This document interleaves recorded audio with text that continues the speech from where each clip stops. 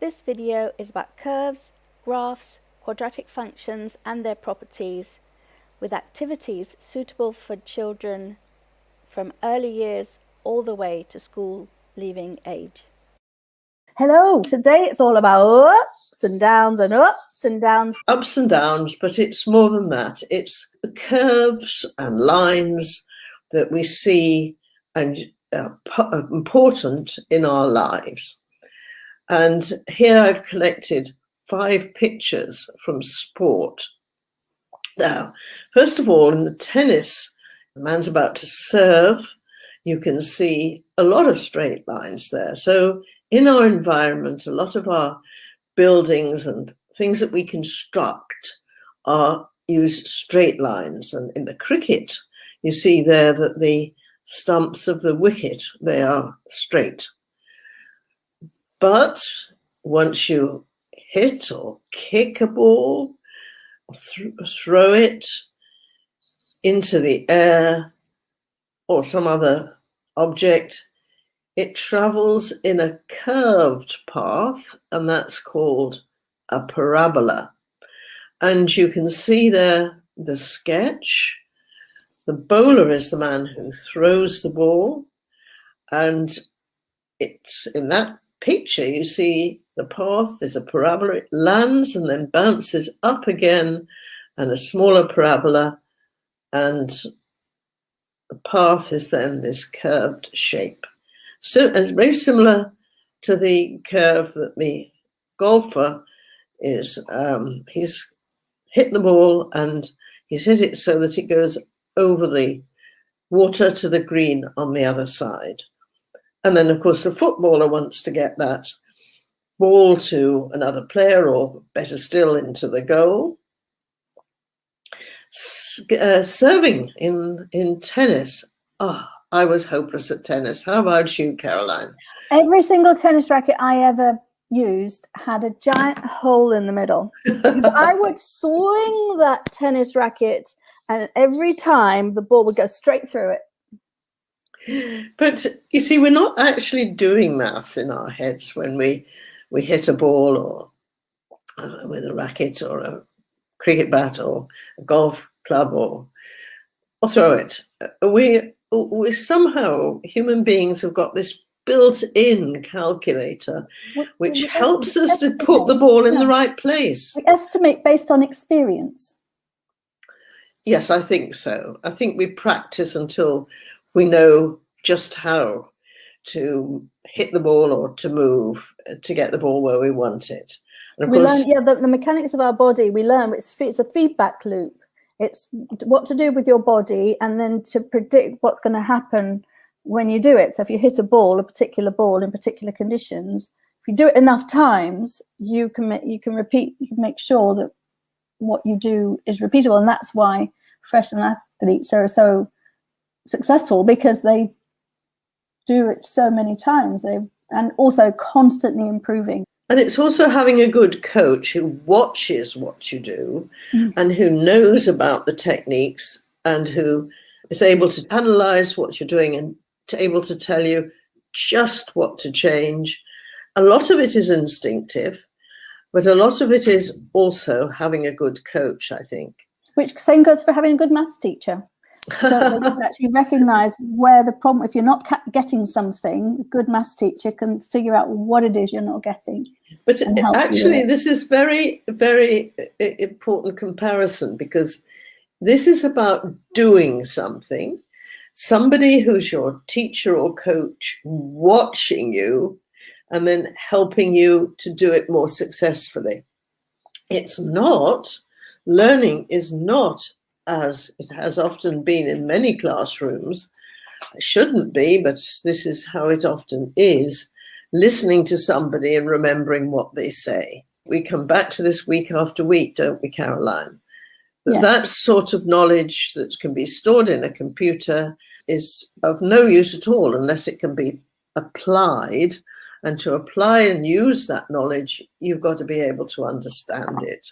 And that understanding comes through doing, not just through memorizing. Well, I like this picture of the little boy, don't you, Caroline? I think it's wonderful, and he's concentrating. He's got one little eye closed, and he's got little yes, and one. It's really concentrating. Look at that face. yes, and he does so want to hit the target. And there's nothing sharp on the end of his arrow. It's got a sucker pad on it so it can stick on the target. And an interesting thing there is he is aiming it slightly upwards. So it will go up because it will inevitably fall a little. If you were to shoot straight at the target, it would probably drop before it reached the target and go below the target. The woman in the middle, she's doing shot put. She's got the ball by her neck, but any moment she's going to straighten her arm and throw the ball as far, well, it's heavy, isn't it? A shot is very heavy. Very heavy. She's going to throw it as far as she possibly can. And when it travels, it will be again a parabolic path. But the woman who's doing the high jump there, she is making that curve with her body. And it doesn't look from that picture as if she is actually going to get over that pole. But I believe she will. I mean, she's still headed upwards, isn't she? If she were headed backwards, then she wouldn't. But if she's still going up, then she can still do that. She's going to go up and over in a big arch, and yes, and she is going to land on the other side without knocking the pole off its rests. And then the man who's kicking the ball, I wonder if he's kicking at goal.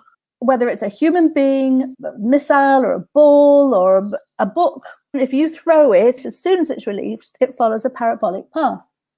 And that motion has got two components to it. Now, the horizontal motion doesn't change unless it's traveling through something very thick or there's a very strong current or wind or something. But in general, there's almost no change in the horizontal motion. What makes for this parabolic path is the fact that the gravity is acting on everything in this world. Now, here we've got some rather fun photographs of water slides and a skateboard park and roller coasters. So these roller coasters, they're not actually parabolic, but we've put them in here because they're curves and they're certainly ups and downs, and they are carefully calculated because otherwise the car with all the people in would just shoot off. There's a lot of mathematics there in calculating exactly those bends in the roller coaster. The skateboard park is rather similar. I suspect that is got a flat bit in the middle, but the edges are probably parabolic. They're curves. The slopes at the front are not quite as steep as the slopes at the back of that skateboard park. And when you skate down, you have just enough momentum because of gravity to get you to the top and onto the platform. And a good skateboarder can jump onto the platform on the other side. Skateboard is definitely not my idea of fun. Then this place, Muizenberg, is where my Africa project is based. It's near Cape Town, right by the sea, and this water slide is very, very popular. So you climb up the ladders and you get up to the top, and there's water running down it all the time, and you whoosh down, going from your bends there are side to side and mostly down, but I think just behind the tower there's a little bit where you actually do go up, rather like on a roller coaster. And that's another very exciting thing for, well, children and adults too. But down in the right-hand side there, we come to something a little bit grim, actually. That's about warfare and firing a cannonball. And as you see in that picture, the soldiers in that cannonball are firing it over the top of the water to land in the city on the far side, quite a long way away, where it will, they hope, do some damage. And throughout, for hundreds and hundreds of years, well, not just in Europe, but across the world, people built forts or fortifications with high walls, and quite often on the top of a hill, often with a moat or water around them to keep the enemy out. So if the enemy was approaching and was going to attack, everybody would get into the city and behind the walls and keep safe there, and probably fire arrows or even cannonballs out through through the slits inside onto the enemy outside. So there's Warwick Castle. What does this have to do with maths, Tony? This is very interesting. What does it have to do with maths? Well, of course, it's all, again, what angle do you fire your gun or your cannon in order to hit the enemy? Again, there's maths behind it, isn't there? Oh, and how fast how much force there is behind it. So how fast it's. Yes, the size of the cannonball, the weight of the cannonball, the shape of the cannonball. You don't want it to land too short before your side of the wall, and you don't want it to go zooming over the top and out the other side. So it has to be carefully calculated. And I put that picture in again, and you can imagine there's some water there between the attackers and the people that they are attacking in the city or town behind the walls. And they want to get it up and over the walls and land in the middle there, over the water. We've shown you a few examples now of different sorts of uses for the idea of a parabola and what's it doing. Now, what about the maths? Caroline asked a few minutes ago, what about the maths?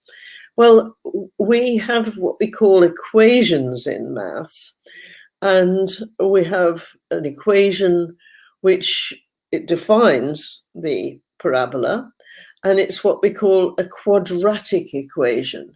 That simply means that it's got powers of x squared x, and just a constant number. So it's the path will be of the form y equals some constant times x squared plus another constant times x plus a constant ax squared plus bx plus c.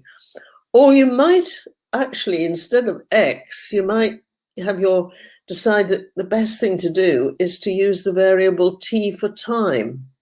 And then your position would, y, which is the height, would be given by at squared plus bt plus c, where a, b, and c are constants and t is time. So there's nothing special about the x or the t. We just use t because it's a short letter to use for time. So we could use W if we wanted, or yes, I mean E for eggs. If it was eggs we were talking about, we could use E. Yes, I mean we tend to use a variable that to somehow makes you think of what the subject matter is, what you're applying this bit of maths to. And in this case, we're talking about the path of the ball through the air from t equals 0 when it gets either hit or kicked or projected from the gun or whatever it is.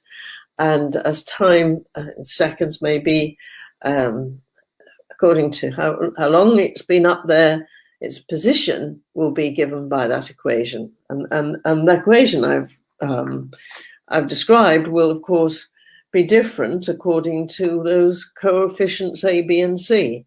Okay, so the y and the t are variable.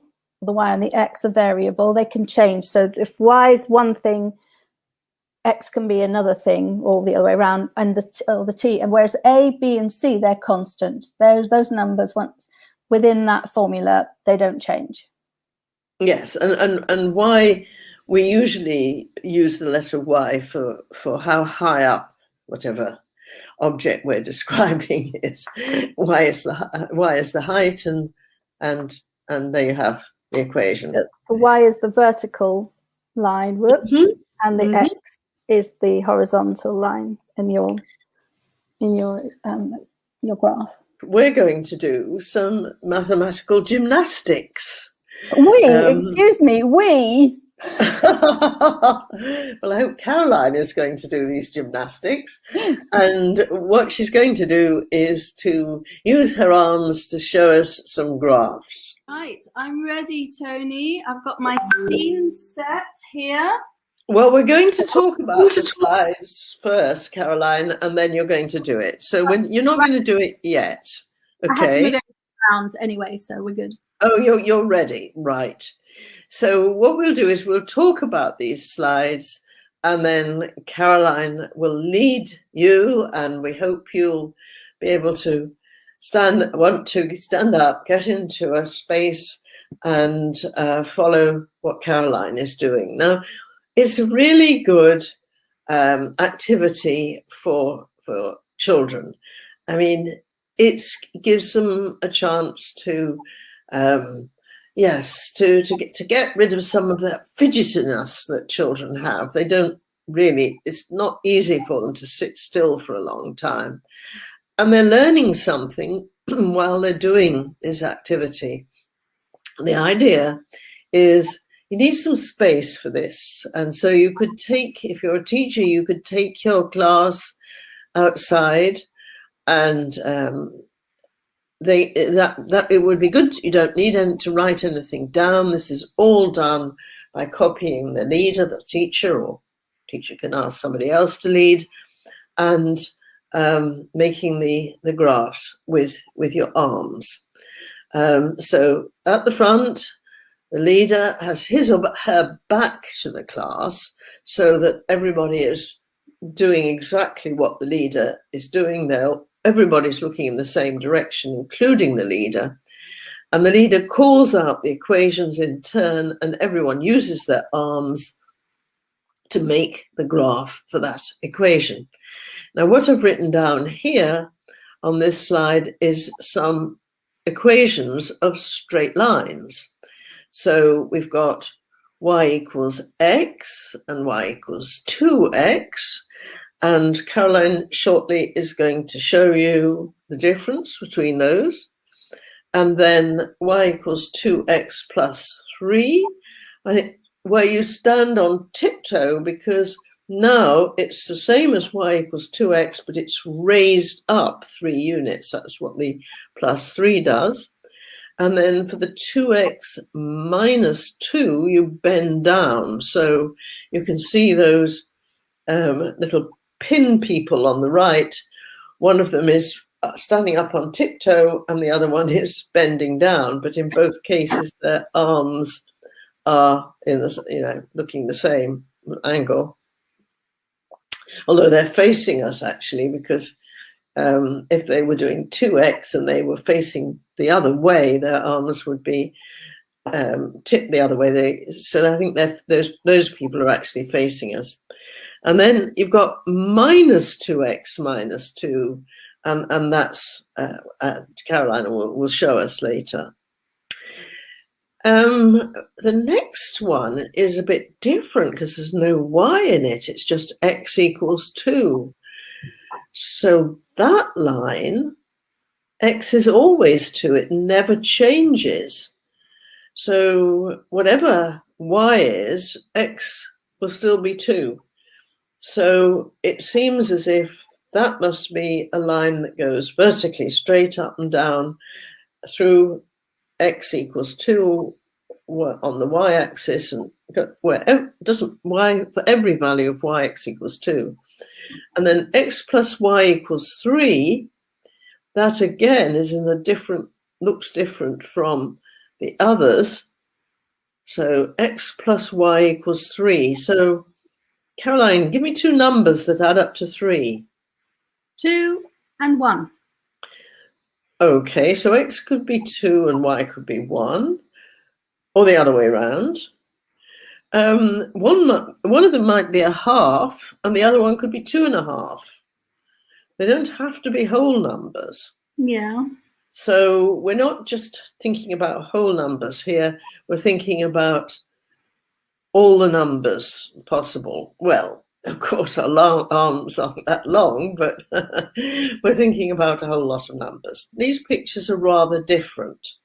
So now,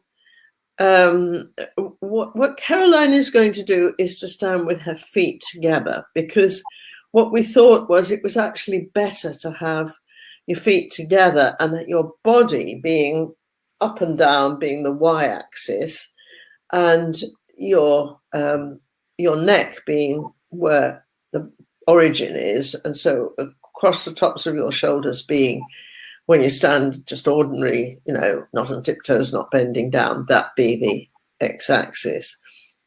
That's probably the easiest thing for the children to model. Now this is a graph that a lot of people don't know about. So these two bars, these vertical bars, and not brackets, they're just vertical bars, they mean the modulus.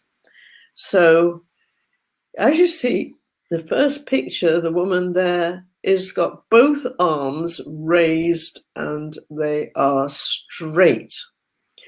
Now, what she is showing you is, with one arm, she's showing you y equals x.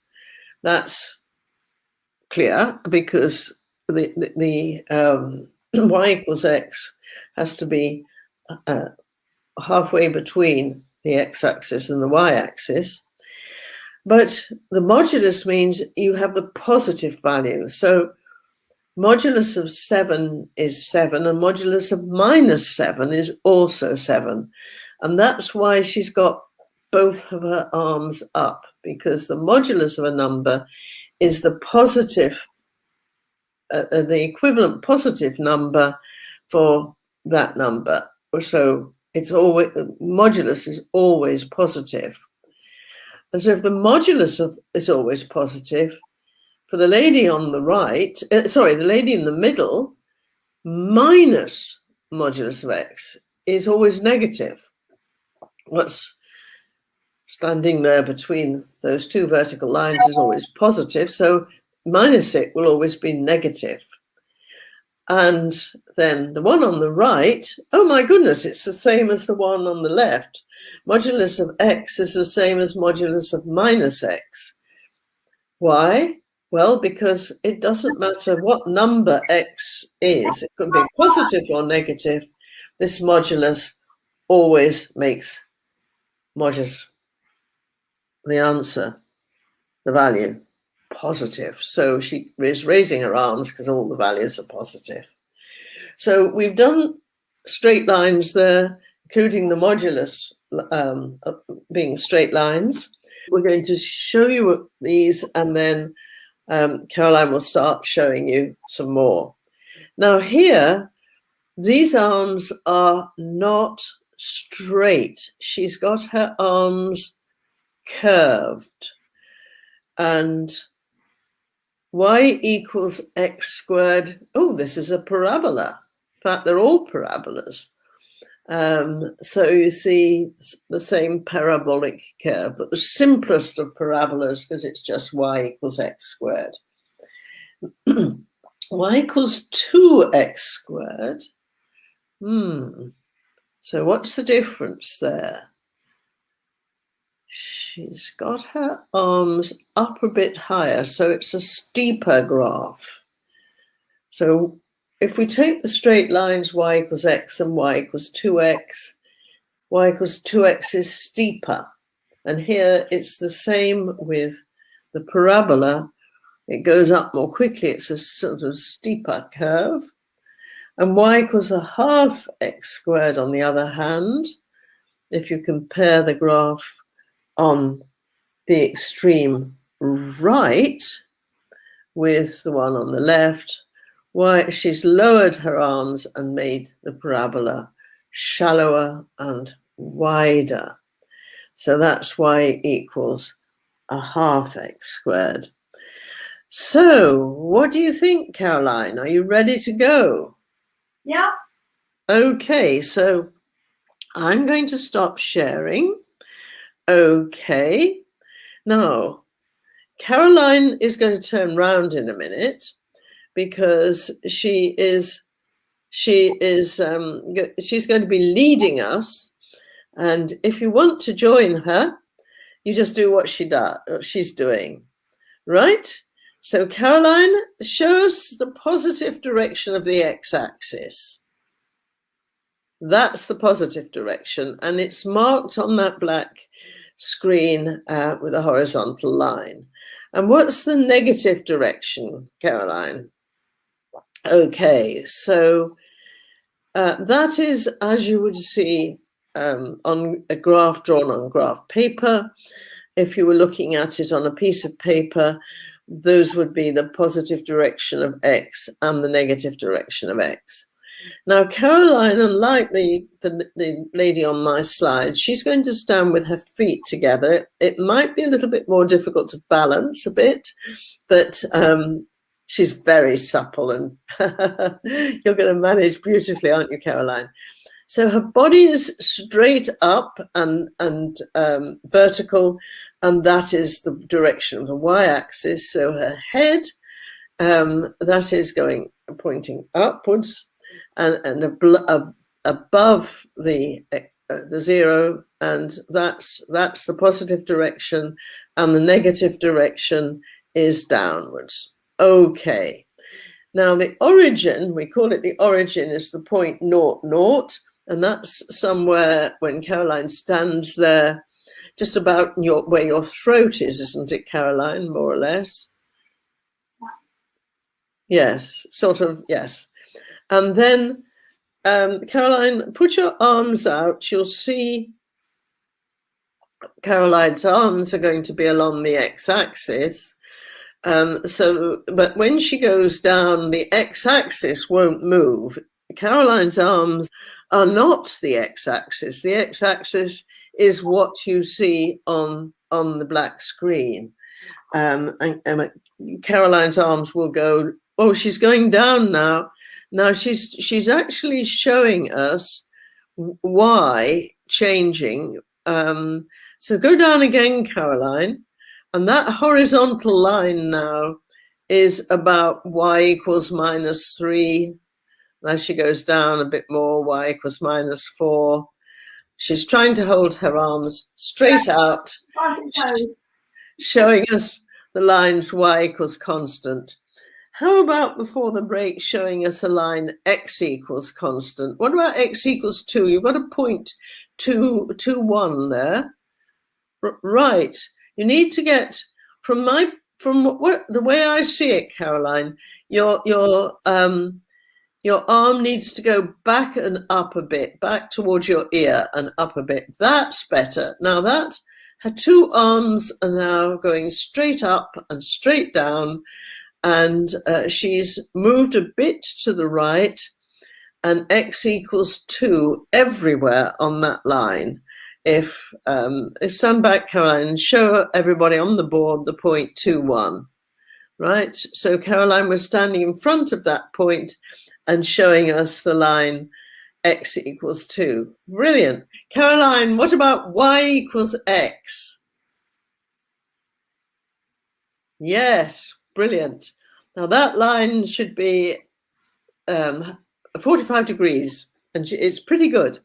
What about y equals 2x, Caroline? That's steeper, okay? What about y equals a half x? And now y equals 2x again. Now do y equals 2x plus 3, Caroline. On your tippy toes. Well, considering that is 1, I have to be here. So. Yes.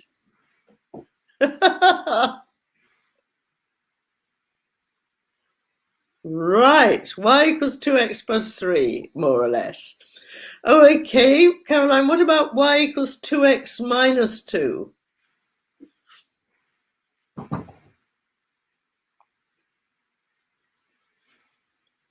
So she's going down. Well done, lovely. Okay, what about minus 2x, Caroline? forgotten. My brain's not telling me that one. Oh, you tip it the other way. Top left to bottom right. Yes. Minus 2x or minus... Well, I said minus 2x. Y equals minus 2x. Got you. Minus 2x. Okay. Got That's it. Fantastic. And what about y equals minus 2x minus 2? She's going down. I think she's doing the splits now. Fantastic. Okay. Very, very good. Now then, we're now going to do those funny modulus V's. Okay. So first one is y equals mod x. Remember, it's always positive. That's it. It's right. It goes in the first, well, in the positive quadrant, it's going up towards plus infinity, and in the other quadrant, it's also going up. Okay. So that's mod x. What about minus mod x, Caroline? There you go. So that's always negative. And Caroline, what about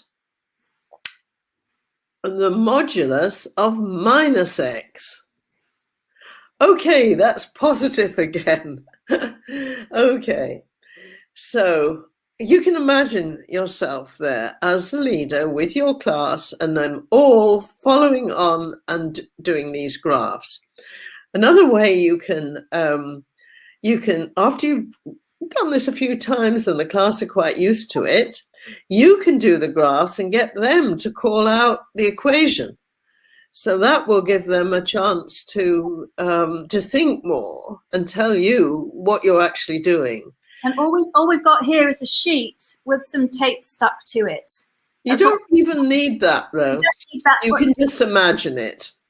Okay. We thought it would be probably quite good for this demonstration, but you don't absolutely need the sheet. You can imagine it. Okay, Caroline, get ready for this. This is y equals x squared.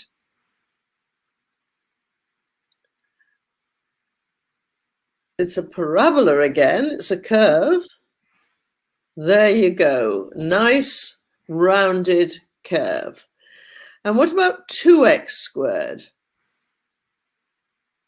Oh, okay, that's a steeper, still a curve, but steeper. And y equals a half x squared. And that's still a curve, but much shallower now and wider. Great. Now that was to the power 2 x squared. What about x cubed? Y equals x cubed. So if x is negative, then this is like minus 2. It's going to be minus 2 cubed would be minus 8. So Caroline's showing you it's going, her right arm is showing you a curve that's going upwards, and her left arm is showing you a curve that's going down. So in that quarter or quadrant, the terms are negative. So that is x cubed. Now, Caroline, what about minus x cubed? Yes, you've got to make a curve with your right arm as well. Yes, well done. Minus x cubed. Beautiful. And the last one is x squared plus y squared equals 4. And this is a circle. And Caroline, you've got to duck down a bit so the center is at the origin. Okay. Now try and make your arms into a circle. They're a bit angled at the elbows. Okay, she's making a circle now. That's x squared plus y squared equals 4. So that is our graph workout, or yes, your exercises with graphs. And Caroline is giving you a bow. Well done, Caroline. So I think that's a lot of fun for children. And we were talking about sketching graphs earlier, weren't we, Caroline? And Yes. it's important for children to know the shapes and properties of the graphs, and to be able to sketch them without plotting points. They see something like y equals x cubed, and they should immediately know what shape it takes. They shouldn't be thinking, no, I've got to plot points, where does it go? And this sort of exercise helps them to become familiar with the shapes and what it means when you change the coefficients, the numbers.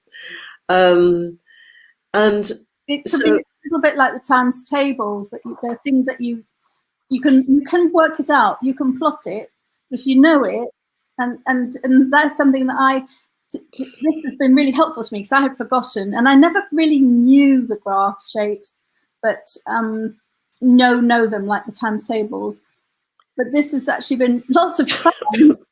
and it was like a hole in my knowledge, which I'm really pleased to have a way of filling, and that would apply to many primary teachers, to be able to fill. I mean, I know a lot of these curves are relevant to secondary, to 11+ children, but it's a good thing for grown-ups to know, especially for the teachers. Well, the thing about it is that when you plot the points, you're only plotting some of the points on the graph to give you a reminder of what the graph ought to look like. You certainly don't join with the curves. You don't join them with the points you plot with straight lines. So that would be a bad mistake. Now, as far as the straight lines are concerned, how many points do you need to draw a straight line? Oh, that just means two. Yeah, just two. Yeah. And so if you've got an equation, you have to know that it's a straight line. So in order to be able to join those two dots, you can't just say there's 2 points on a graph, let's join them with a straight line. It depends on the shape of the graph. Oh, of course, yes. But if it's, yes, so that the first thing is to understand. I mean, maths and science use graphs a lot. And you need to be able to use the maths that you learn in school. You need to know and have a good feeling and understanding of graphs and the equations of the graphs. It's related to functions, which is all about how the x value changes and what happens to the curve, the points, as the variable changes. Now, if it's linear, if the highest power of your x is just to the power 1, then it will be a straight line, and you need to know that. Okay.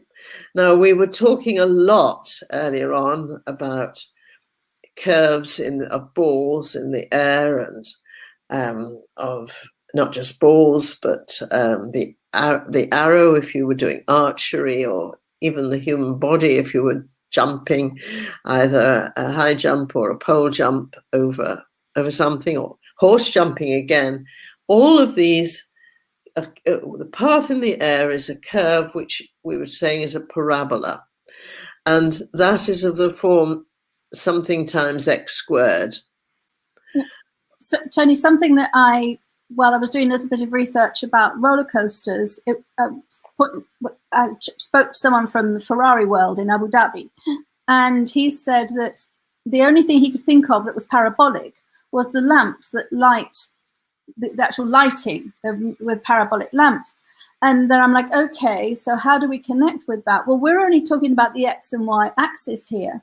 So we would be looking at a cross-section of a parabolic lamp here. We're only staying in 2 dimensions. And when you mentioned the 2 dimensions of the path of the ball, that would be like not including any influence from wind or anything like that. Yes, it's traveling in a plane. It's assuming 2 dimensions. So that was true. You can have parabolas that are 3-dimensional parabolas, 3 parabolic shapes, like a the telescope. A paraboloid, it's called, Caroline. Thank you very much. I didn't know that. Paraboloid.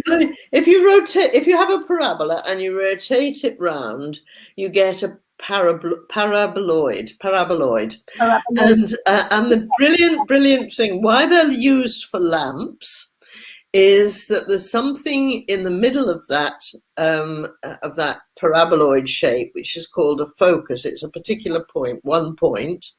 And if you put the light there, then the light is reflected off the paraboloid shape, and it comes out in parallel lines. So that's another property, a brilliant property of the parabola, that it has a focus. And in 2 dimensions, the same would apply. What you get when you get a reflection is what they call the angle at which you hit the surface, and you come off the surface at the same angle on the other side. And when you do that, the parabolic surface, or even just an edge, reflects the light in a horizontal line, parallel to the axis. Actually. And the people that play pool know that.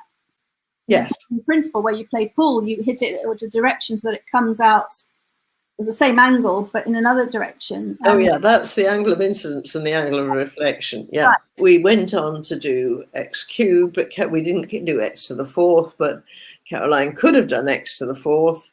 X to the 4th. Let me remember what x to the 4th is. Oh dear. Wait a minute. X to the 4th. X to the 4th. X to the 4th. X to the 4th. Wait. That's x squared. No, it's gone. What's x to the 4th? It's steeper than x squared. What's the difference between x to the 4th and 2x steeper squared? Yeah. Even steeper. No, it was all right the first time. It was just steeper than x squared. Steeper. Yeah. Right. But it's you see, if you've got the 4th power, Caroline, it's always positive. Exactly. That's why my arms both went up. Did you notice? I did. You knew what you were doing. Yes. And if you've got an odd power, then one arm goes up and the other arm goes down. And you get to. Yeah. And if your children have done this, they will know these shapes. They just need, practice a bit. It's a lot of fun. It gets rid of those fidgets. It gives them a little bit of exercise. You only need to do it for 5 minutes and then back in their seats and back to concentrating. And if you've got enough space in the classroom. And it helps them remember them. It's like, where's the downside? Thank you very much, everybody. We'll be back next week. 5 o'clock London time with Tony and Caroline. More crazy antics we can do with mathematics. See you next week. Thank you. For greater understanding and enjoyment of mathematics, the Maths Toys YouTube channel is brought to you by AIMSEC and the Aiming High website. In the description, you will find a link to our home learning guide for ages 4 to 18 and a teacher resource pack. If you find this video useful, there is a GoFundMe link in the description to donate to and support AIMSEC. The money goes to bursaries for professional development for teachers in disadvantaged communities around the world. Subscribe, comment and ding the notification bell to make sure you don't miss our latest activity.